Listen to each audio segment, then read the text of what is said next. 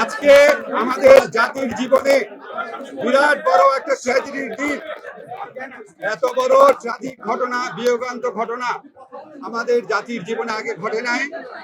আজকে উত্তরায় মাইলস্টোন কিন্ডার গার্ডেনে যেই বিয়োগান্ত ঘটনা ঘটেছে, এই শোক, এই দুঃখ ভাষায় প্রকাশ করার মতো না।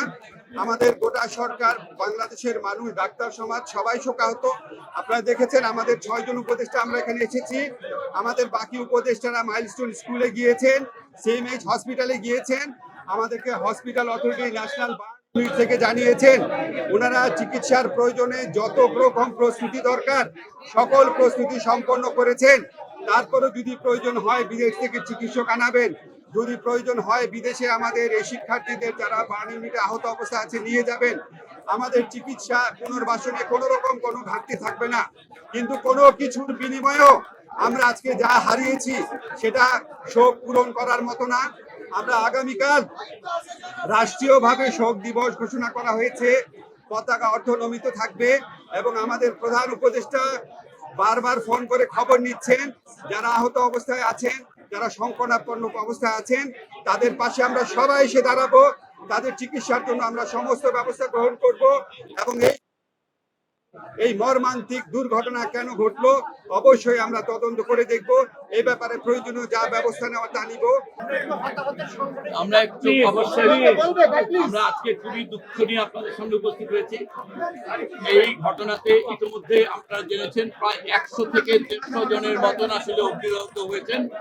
তারা প্রাথমিকভাবে বেশ কিছু হাসপাতাল ওই অঞ্চলের এবং সিএমএইচ এ তাদের নিয়ে যাওয়া হয়েছিল।